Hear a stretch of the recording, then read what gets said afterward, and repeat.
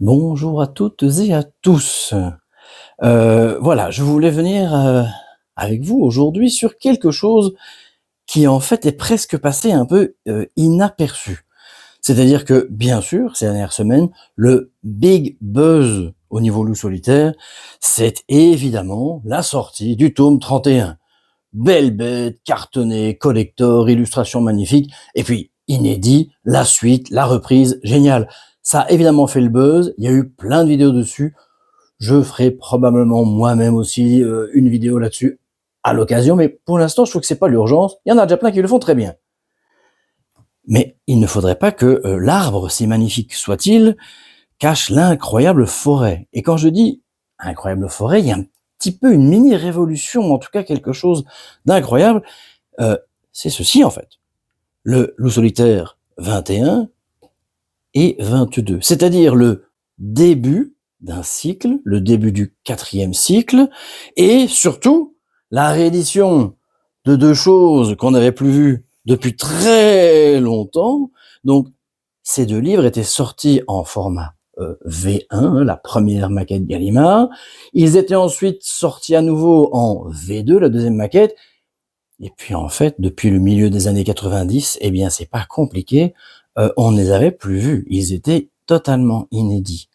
Et en V3, qui va jusqu'au numéro 20, et en V4, qui allait également, et qui va toujours jusqu'au numéro 20. Donc, la réédition du tome 21 et du tome 22, c'était quand même très très très attendu par les amateurs, les lecteurs, les jouquineurs, les collectionneurs, et aussi par les spéculateurs, puisque ces livres-ci et ci valent désormais souvent très très cher.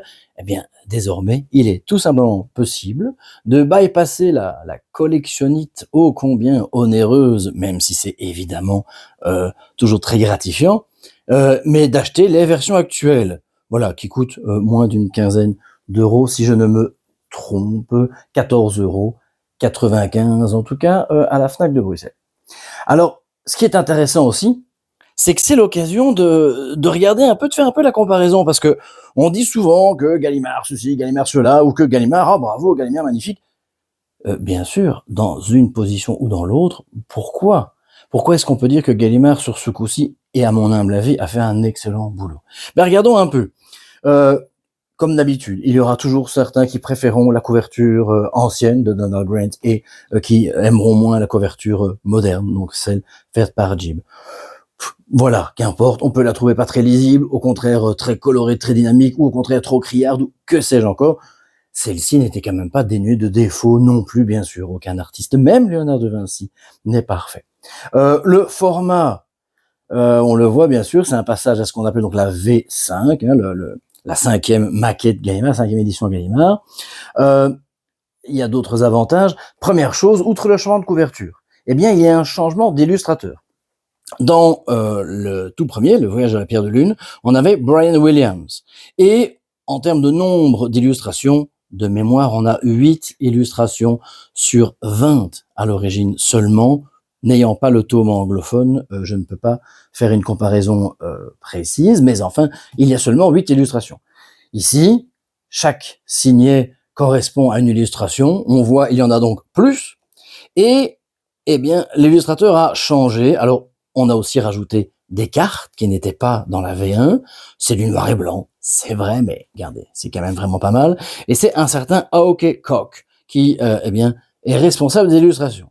Alors, les illustrations, eh bien, écoutez, le moins qu'on puisse dire, d'abord, c'est que bien sûr, elles sont plus nombreuses, et elles sont très, très, très réussies, je pense, tout à fait également dans l'air du temps.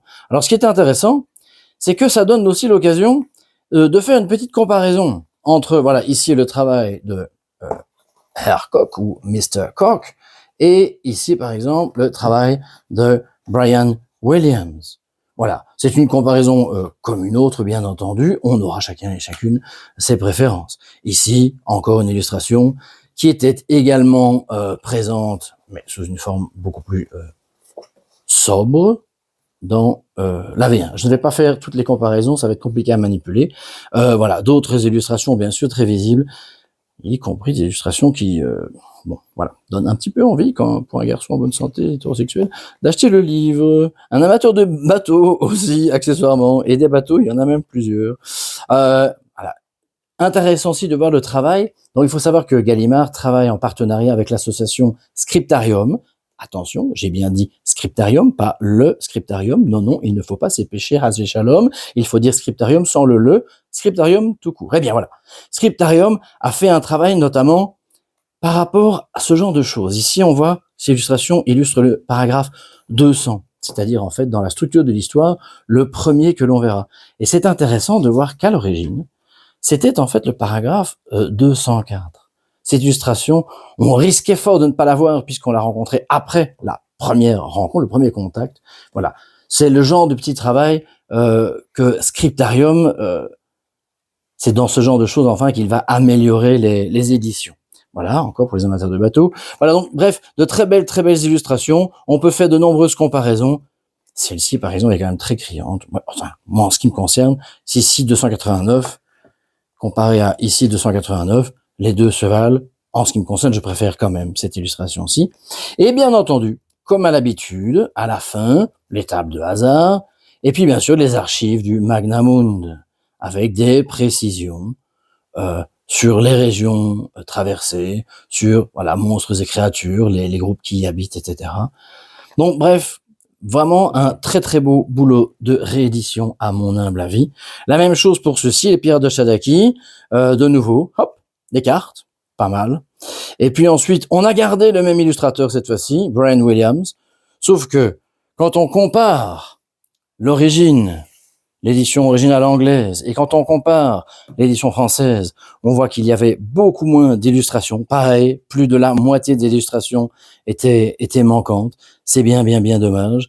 Par exemple, ici, au paragraphe 51, rien du tout, alors qu'à l'origine, il y avait cette illustration.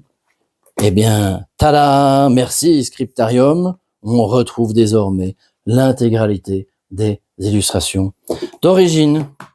Donc, voilà, je ne saurais que conseiller, bien sûr, si vous aimez Loup solitaire, et on sait qu'on est nombreux à aimer Loulou, eh bien, de découvrir ces nouvelles éditions, et c'est le moment de commencer un nouveau cycle. Peut-on commencer le cycle au début d'un cycle? Ben oui, d'autant plus qu'on ne joue plus un loup solitaire, on joue un de ses apprentis, un de ses disciples, en fait. Après, y a-t-il une plus-value et un intérêt, ne fût-ce qu'au niveau de la connaissance du monde à lire Loup solitaire depuis le premier tome? Mais évidemment que oui, c'est ce que je ne saurais que vous conseiller. Merci à vous et jouquinez bien. Et merci qui? Merci Gallimard et Scriptarium.